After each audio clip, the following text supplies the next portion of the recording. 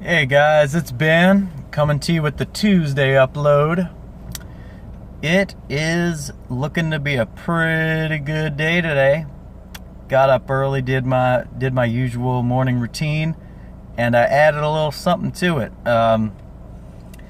We have collected enough email addresses to where I have compiled all of our emails together, and I sent out a big old greeting to everybody on the list, and I also just kind of laid out what our plans are for the project, what our goal is, and also you're going to want to be on this email list because I sent out a special sneak peek at some upcoming artwork for Outlaw Nights in that email. So if you're on the email list, you've got a hot present waiting for you right now.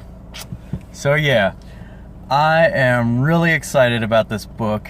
Every time Render Contender sends me a new piece of art, it is like Christmas morning.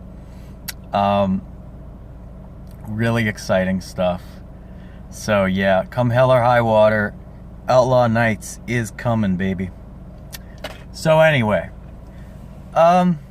I'm in a pretty good mood right now, even though I gotta say, I love watching The Quartering a lot, but it's kind of a downer,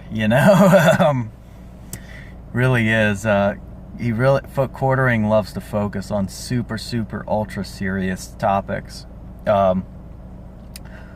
So yeah, I just bring that up because a little while before this, once again, I was watching other YouTubers. This time I was watching The Quartering with all that crazy crap. I think I've got a little hope though for the future.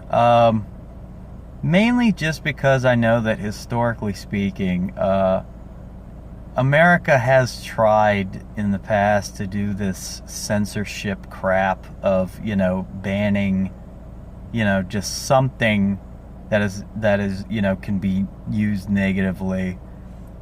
I'm mainly referring to times like Prohibition, when it was socially not, you were considered depraved and evil if you drank, and drinking was outlawed, and you had all the fun paranoia of snitching on people who drank.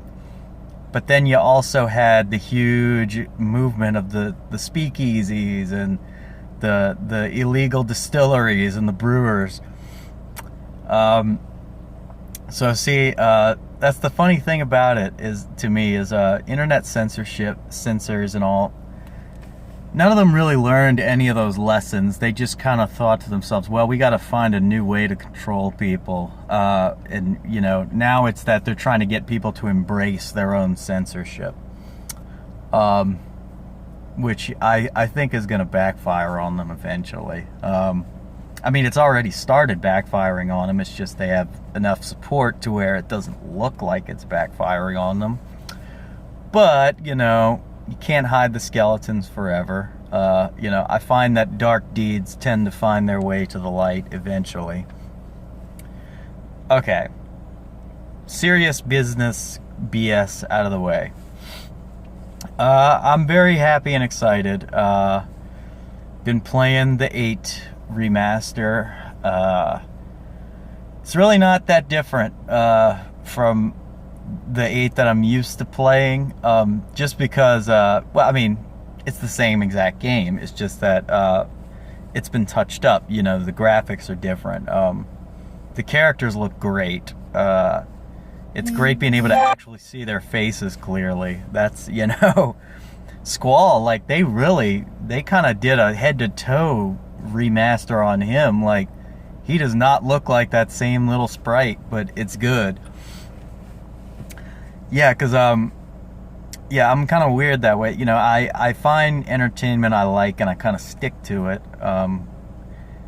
8's been, intertwined with me for a long time. I think I've played it pretty much every year for a good 5-10 years, I would say. At least once a year. I played it on PlayStation 3 for the most part, even though I played it on my PlayStation 1 back in the day.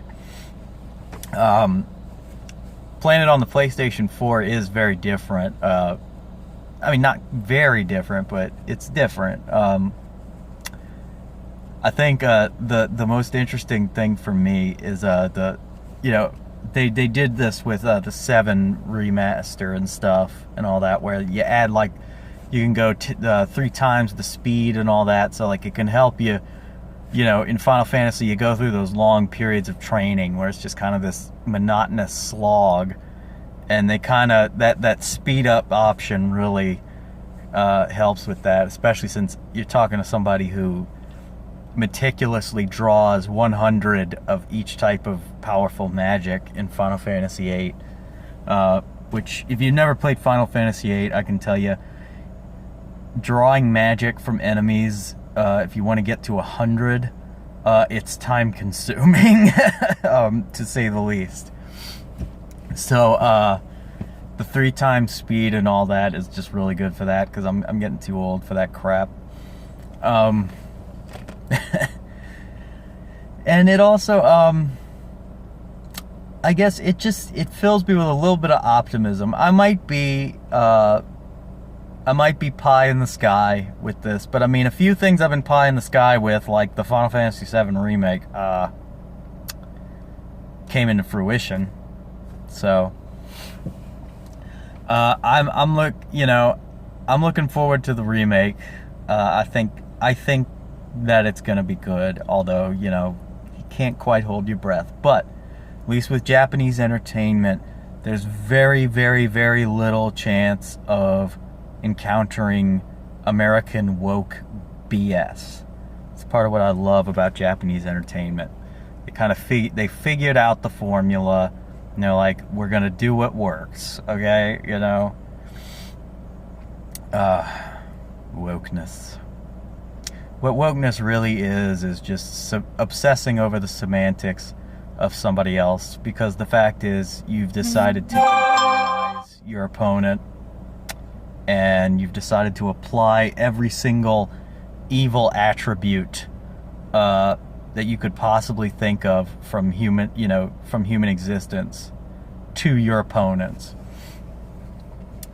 It's a really fun way to simplify life by narrowing your vision. I promised I was gonna stop doing that. I know. Yeah.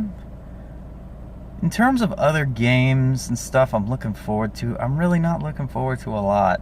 Cyberpunk 2077 looks good. I heard that the guys who originally worked on Fallout worked on that. Fallout is an awesome game. Particularly my favorite Fallout, of course, I think most people's, was New Vegas. I just liked the story and the faction warfare of New Vegas. I just like that whole, it's the next chapter of human history kind of thing, where it's like, everybody perceives it as, quote, the end of the world, but it's like, no, it's just the next phase of human evolution. It requires taking 20 steps backwards. I like that kind of stuff. I like that kind of exploring. I also particularly, I was a fan of the Total War Rome games. I still am, but like my computer is not good enough to run any of the latest Total War stuff. But Total War Rome really got me into the concept of Roman history. And so it was, that's another thing I love about New Vegas, is how there was a faction that was based around Rome. That was just completely badass to me. I'll talk about this in another video at some point. It's just a little meh. But, I actually wrote a TV show idea where I wanted to take the plot lines of Fallout 3 and New Vegas and kind of meld them together and create a good drama show. Bethesda told me to fuck off, so yeah, still, you know, not a lot on the horizon in terms of games that I'm looking forward to. Not a lot of movie-wise either. I mean, this is a bad age for comedy and a bad age for action and all that, because, you know, people are being told you can't go past a certain line, and people are writing scripts with this robotic way of speaking between people, because, you know, they're trying to reinvent the culture and they're trying to do it forcibly, which, you know, yeah, that always bodes well when you force people to try to accept a change in lifestyle. Anyway, thank you so much for joining me for another meandering video. I promise you, I'm gonna stop the beating the drum of Final Fantasy.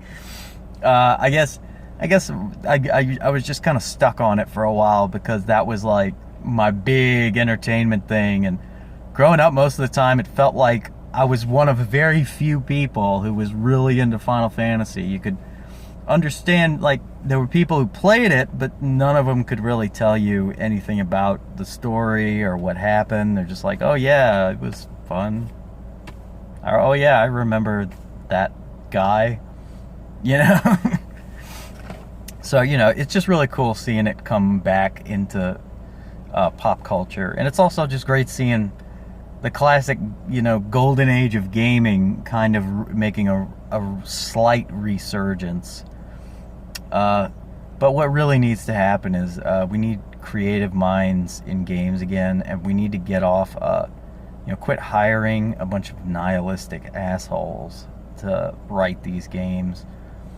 I didn't mention it before, but like, you know, replaying Mafia 3 again, I just got exhausted by just all the race crap. It was like, you know, I understand that it's a period piece. I understand what they were trying to get across, and I understand that, like, yeah, it was pretty true to form, but it's like, it's just so exhausting, because it's like you keep beating the same drum over and over again. Anyway, I better cut my video at this point.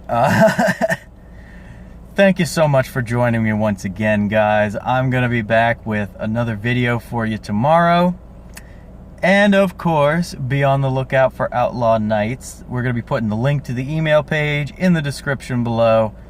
You should have received an email. If you're already on the email list, you should have received an email already from me today, just saying hey and getting everybody up to speed. I will be back with another video tomorrow, guys. Thank you so much.